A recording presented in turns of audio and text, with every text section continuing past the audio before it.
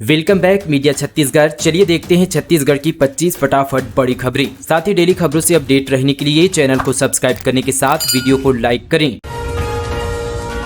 सचिन पायलट 2 दिन छत्तीसगढ़ में रहेंगे। आज जांजगीर बिलासपुर लोकसभा का दौरा करेंगे। 22 को रायपुर में लेंगे बैठक। प्रदेश प्रभारी सचिन पायलट आज 2 दिवसीय छत्तीसगढ़ दौरे पर आ रहे हैं। इस दौरान वे रायपुर, बिलासपुर और जांजगीर चांपा लोकसभा सीट का दौरा करेंगे और कार्यकर्ताओं से मुलाकात करेंगे। रायपुर और जांजगीर चांपा लोकसभा सीट पर कांग्रेस प्रत्याशियों की घोषणा हो चुकी है, इसलिए यहां विशेष फोकस होने वाला है। वहीं रायपुर सीट से प्रत्याशी के नाम का इंतजार है। ऐसे में पायलट यहां कार्यकर्ताओं से मुलाकात करेंगे। एनसीए के अंडर 19 वुमेन्स कैंप के लिए पर छत्तीसगढ़ के सेजल और साक्षी का चयन।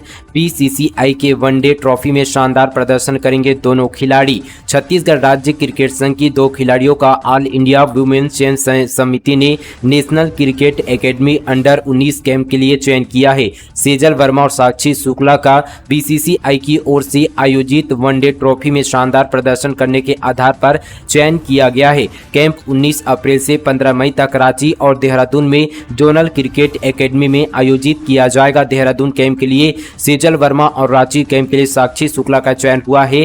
दाएं हाथ की यहां पर बल्लेबाज साक्षी ने 5 मैचों में 13 विकेट लिए हैं। वहीं सेजल ने यहां पर 5 मैचों में 5वीं यहां पर पारी खेलकर 163 गेंदों में 75 रन बनाकर शानदार खेलकर national cricket academy under 19 camp में अपना स्थान बनाया है।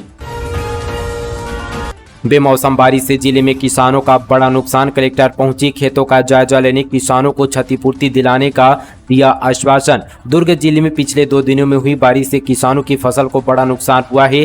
दुर्ग कलेक्टर ऋचा प्रकाश चौधरी ने पर किसानों की फसल का जायजा लेने खुद उनके खेतों में पहुंची। इस दौरान उन्होंने किसानों से बात की। उन्होंने यहाँ पर आश्वासन दिया कि उन्हें उनके नुकसान का मुआवजा दिया जाएगा। कलेक्टर ऋचा प्रकाश चौधरी ने विगत 2 दिनों में जिले में हुई बारिश से फसल के नुकसान का जायजा लिया। वे खुद कृषि अधिकारियों के साथ किसानों के खेतों तक पहुंची। कलेक्टर चौधरी ने यहाँ पर विकासखंड धमदा के खेतों का दौरा किया। उन्होंने वहां बारिश प्रभावित गांव पर तुमा कला और साथ ही यहाँ पर खिलोरा कला का भ्रमण किया।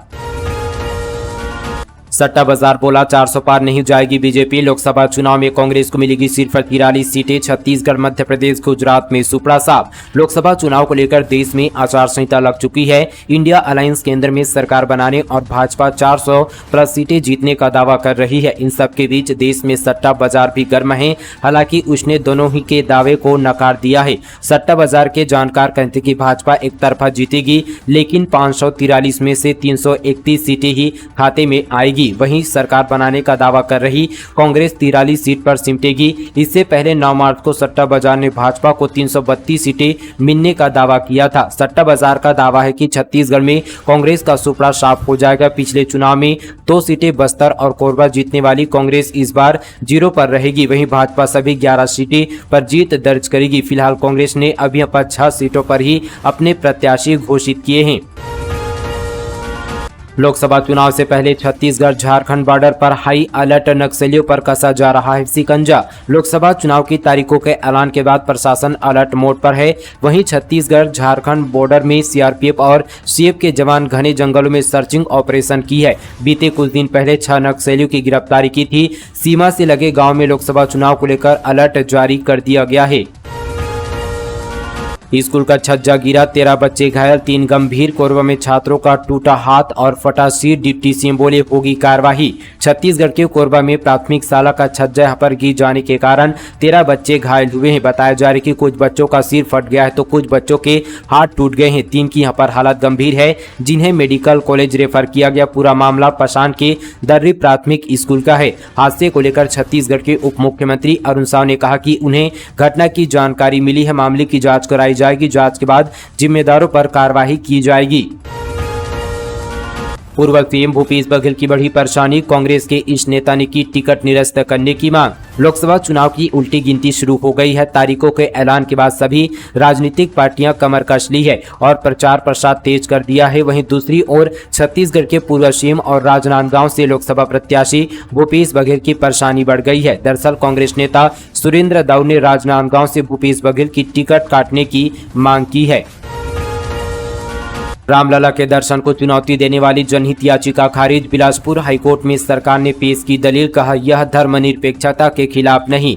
छत्तीसगढ़ सरकार की श्री रामलला दर्शन योजना के खिलाफ बिलासपुर हाईकोर्ट में जनहित याचिका दायर की गई थी, जिसे चीफ जस्टिस डिवीजन बेंच ने खारिज कर दिया। याचिकाकर्ता ने इसे धर्म निरपेक्षता के सिद्धांत के खिलाफ बताते हुए रोक लगाने की मांग की थी। एडिशनल एजी यशवंत सिंह ठाकुर ने सरकार की तरफ से दलील पेश की, जिसमें उन्होंने कहा कि रामलला दर्शन प्रदेश के सभी वर्गों के लिए है, यह धर्म निरपेक्षता के खिलाफ नहीं है। रामलला के दर्शन के लिए सभी धर्म के लोग जाते हैं। सरकार की इस तर्कों को स्वीकार करते हुए हाईकोर्ट ने याचिका खारिज कर दी। शिक्षा व्यवस्था का बदहाल, पैसे लेकर पास कराने का आरोप, छात्रों ने कलेक्टर से की शिकायत। कहा डायरेक्टर कहते हैं सीएम कलेक्टर कोई कुछ नहीं कर सकता। खैरागढ़ जिले में एक के बाद एक बदहाल शिक्षा व्यवस्था का मामला सामने आ रहा है। स्वामी आत्मानंद कन्याशाला में 10वीं परीक्षा में नकल का मामला शांति नहीं हुआ कि रश्मि देवी अपर महाविद्यालय में भी वार्षिक परीक्षा में नकल का मामला सामने आया है। दोनों मामलों में जांच के हवाला देकर जिम्मेदार मौन है। एक यहाँ पर ताजा मामला खैरागढ़ के IIT ग्रुप ऑफ इंस्टीट्यूट से निकलकर सामने आया है। IIT ग्रुप ऑफ इंस्टीट्यूट के छात्रों ने सेंटर के डायरेक्टर राजेश देवांगन पर पैसे लेकर छात्रों को पास कराने का आरोप लगाया है। इस मामले की शिकायत कलेक्टर से की है। छात्रों ने बताया कि जो छात्र पैसे यहाँ पर नहीं देते हैं उनके साथ दुर्व्यवहार किया जाता है और उन्हें फेल भी कर दिया जाता है। इस मामले में जिम्मेदार मौन है। 4 साल से मोर्चरी में पड़ी लाशें सड़ गई। रायपुर के अंबेडकर अस्पताल में निकले 3 कंकाल, अब अंतिम संस्कार की तैयारी। कोरोना की पहली लहर के दौर यानी 4 साल पहले रायपुर के अंबेडकर अस्पताल में इलाज के दौरान दम तोड़ने वाले 3 लोगों के शव आज भी मोर्चरी में रखे हुए हैं। कोरोना काल में तीनों शव यहाँ पर PPE किट में लपेट कर रख दिए गए थे, जो अब यहाँ पर सड़ चुके हैं। यह सिर्फ हड्डियां बची है। भास्कर की जो है खास खबर के बाद अब अंतिम संस्कार की तैयारी की जा रही है। शव लेने यहाँ पर तहसीलदार और स्वास्थ्य अधिकारी पहुंचे। साथ ही तीनों कंकालों की भी पहचान हो गई है। अस्पताल प्रबंधक के मुताबिक 2021 में पत्र लिखकर प्रशासन को वहां पर शवों की जानकारी दी गई थी, लेकिन भास्कर की खबर दिखाए जाने के बाद अब कंकालों की जानकारी सामने आई है। दाह संस्कार के लिए शवों को मोर्चरी में रखा गया था। पंजाब से छत्तीसगढ़ लाकर बेच रहे थे जहर की खुराक, खाकी ने 2 अंतर्राज्यीय तस्करों को हीरोइन के साथ दबोचा। दुर्ग जिले में अंतर्राज्यीय नशे के कारोबारियों पर पुलिस ने कार्रवाई की। पुलिस ने पंजाब के 2 आरोपियों को 16 ग्राम पर हीरोइन के साथ पकड़ा है। आरोपियों के पास से जब्त हीरोइन की कीमत लगभग 1 लाख रुपए है। आरोपियों के अनुसार वे पंजाब से 1 ग्राम हीरोइन पर 2 से 2,500 रुपए में लाकर छत्तीसगढ़ में 5 से 6,000 रुपए में बेचते थे, जिससे उन्हें पर दुगना मुनाफा हो जाता था। जांजगीर में 5 साल की बच्ची से रेप, चाकू की नोक पर बाथरूम में ले जाकर दुष्कर्म और दोषी को आजीवन कारावास की सजा। जांजगीर चांपा जिले में 5 साल की बच्ची से रेप के यहाँ पर दोषी चीमन लाल देवांगन को कोर्ट ने आजीवन कारावास की सजा सुनाई है। उस पर 10,000 रुपए का जुर्माना भी लगाया है। अपर सत्र न्यायाधीश शैलेंद्र चौहान ने फैसला सुनाया। मामला चांपा थाना क्षेत्र का है। पाक्सो यहाँ पर लोक अभियोजक चंद्र प्रताप सिंह से मिली जानकारी के अनुसार रेप पीड़ित बच्ची की मां ने चांपा थाने में 12 अप्रैल 2023 को केस दर्ज कराया था। उसने बताया कि उसकी बच्ची नर्सरी में पढ़ती है। वहीं 11 अप्रैल 2023 को शाम 6 बजे चीमन लाल देवांगन उसके घर आया। बच्ची को चाकू की नोक पर आरोपी बाथरूम में ले गया और वहां उसे यहाँ पर रेप किया। इसके बाद वे बच्ची को छोड़कर चला गया। बच्ची ने यहाँ पर माँ को घटना की जानकारी दी। साथ ही माँ ने बच्ची की पिता को जो है बताया। इसके बाद दोनों यहाँ पर बच्ची को लेकर थाने में गए और केस दर्ज कराया। धमतरी में धड़ल्ले से रेत का अवैध उत्खनन, 3 JCB, 3 हाईवा और 6 ट्रैक्टर जब्त। अवैध भंडारण पर भी चलानी कार्यवाही। धमतरी जिले के मगरलोड ब्लॉक के महानंदी से सटे गांव में रेत का अवैध पर खनन, परिवहन और भंडारण करने वालों पर कार्रवाई की गई। इन कार्रवाई में 3 JCB, 6 ट्रैक्टर और 3 हाईवा जब्त किया गया। साथ ही रेत के अवैध भंडारण पर भी चलानी कार्यवाही की गई। नायब तहसीलदार ने ये कार्यवाही अरौद, सरगी और मेघा गाँव में की है। 370 कांग्रेसियों का भाजपा में प्रवेश पर संगठन हो रहा खंड खंड। कार्यकर्ता सम्मेलन में मंच पर नहीं दिखे वरिष्ठ पदाधिकारी, जिला महामंत्रियों के खिलाफ कार्यकर्ताओं में नाराजगी। सीएम विष्णुदेव साय ने लोकसभा चुनाव प्रचार का आगाज दंतेवाड़ा से किया है। उन्होंने चिंता लंकर स्थित स्टेडियम में कार्यकर्ताओं के सम्मेलन को जोश खरोश के साथ संबोधित किया। कार्यक्रम में सीएम के समक्ष 370 कांग्रेसियों ने भाजपा में प्रवेश किया। इस दौरान मंच पर वित्त मंत्री OP चौधरी से लेकर वन मंत्री और स्थानीय विधायक चैतराम अटामी भी मौजूद थे। फंसाने की धमकी दे रही बीजेपी नेता प्रतिपक्ष महंत बोले भूपेश का साजिश के तहत एफआईआर में नाम जयसिंह पर भी बना रही है दबाव। छत्तीसगढ़ विधानसभा में नेता प्रतिपक्ष डॉक्टर चरणदास महंत ने आरोप लगा कि प्रदेश भर में हमारे कांग्रेस नेताओं को डराया जा रहा है, दबाव बनाया जा रहा है कि वे भाजपा में शामिल हो जाए। महंत ने कहा कि पूर्व मंत्री जयसिंह अग्रवाल के पास भी यहाँ पर फोन आ रहे हैं। रायपुर में महंत ने कहा कि भाजपा के पास कोई मुद्दा नहीं रह गया है, इसके चलते हमारे जनपद सदस्य लेकर विधायकों तक को तोड़ने का प्रयास कर रहे हैं। राजनांदगांव में भूपेश बघेल के सामने मंच पर कार्यकर्ता के आरोपों को भी महंत ने भाजपा की साजिश बताया है।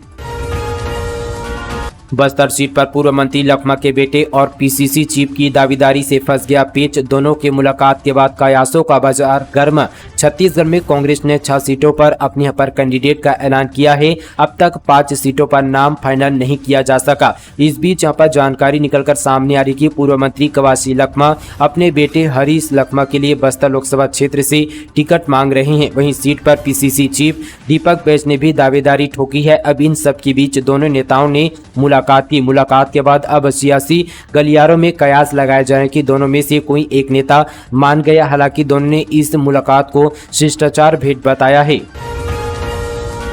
जांजगीर में जुआ खेलते हुए 8 जुआरी गिरफ्तार। लीला नगर नदी के किनारे से पुलिस ने धर दबोचा 5 बाइक, एक कार, 60,000 रुपये जब्त।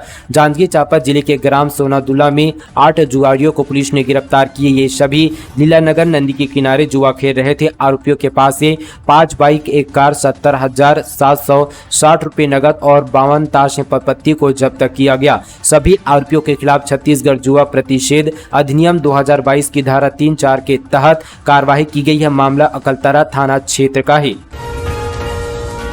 छत्तीसगढ़ की इकलौती बस्तर लोकसभा सीट के लिए नामांकन प्रक्रिया शुरू। राज्य निर्वाचन अधिकारी रीना बाबा साहिब कंगाले ने बताया कि प्रथम चरण के लिए अधिसूचना जारी होने के साथ ही बस्तर लोकसभा क्षेत्र के लिए नामांकन दाखिल करने की प्रक्रिया प्रारंभ हो गई है। लोकसभा चुनाव के पहले चरण के लिए अधिसूचना जारी होने के साथ ही छत्तीसगढ़ की इकलौती सीट बस्तर पर नामांकन प्रारंभ हो गई है। प्रथम चरण के लिए प्रत्याशी अपना नामांकन पत्र शासकीय अवकाश दिवस को छोड़कर कार्यालयीन दिवस में सुबह 11 बजे से दोपहर 3 बजे तक दाखिल कर सकते हैं। उन्होंने बताया कि प्रथम चरण लोकसभा निर्वाचन के अंतर्गत नामांकन दाखिल करने की अंतिम तिथि 27 मार्च है। नामांकन पत्रों की जांच 28 मार्च को होगी, जबकि यहाँ पर 30 मार्च तक नाम वापस लिए जा सकेंगे। मतदान 19 अप्रैल को होगा। इस सीट पर भाजपा ने अपना प्रत्याशी घोषित कर दिया, जबकि मुख्य विपक्षी दल कांग्रेस ने अभी तक प्रत्याशी घोषित नहीं किया। इस सीट से वर्तमान में प्रदेश कांग्रेस अध्यक्ष दीपक बैज सांसद हैं।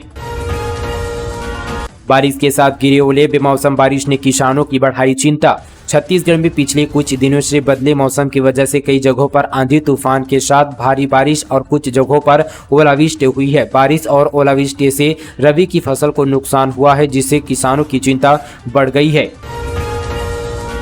एक बार फिर बदलेगा इस विश्वविद्यालय की परीक्षा का टाइम टेबल। हेमचंद यादव विश्वविद्यालय की वार्षिक परीक्षाओं की तारीखें एक बार फिर से बदलेगी। पहले जहां अप्रैल में परीक्षाओं का समापन होना था, वहीं अब परीक्षाएं मध्य मई तक जा सकती है। दरअसल लोकसभा चुनाव का बिगुल बज चुका है। चुनाव आयोग के मतदान यहाँ पर शेड्यूल के हिसाब से दूसरे चरण की वोटिंग यहाँ पर 26 अप्रैल को होगी, जिसमें राजनांदगांव शामिल होगा। वहीं इन्हीं तारीखों में हेमचंद यादव विश्वविद्यालय की कई विषयों की परीक्षाएं होनी है। चुनावी गतिविधियों में तारीखों में टकराव न हो, इसलिए यहाँ पर विश्वविद्यालय परीक्षाओं का नया शेड्यूल बताएगा। 20 अप्रैल के बाद भी परीक्षाएं आगे यहाँ पर बढ़ाई जाएगी। संशोधन के बाद नया टाइम टेबल जारी होगा। वहीं सोमवार को कुलपति डॉक्टर अरुणा पलटन ने परीक्षा की संशोधित तिथियों के लिए परीक्षा विभाग को जरूरी निर्देश दिए हैं।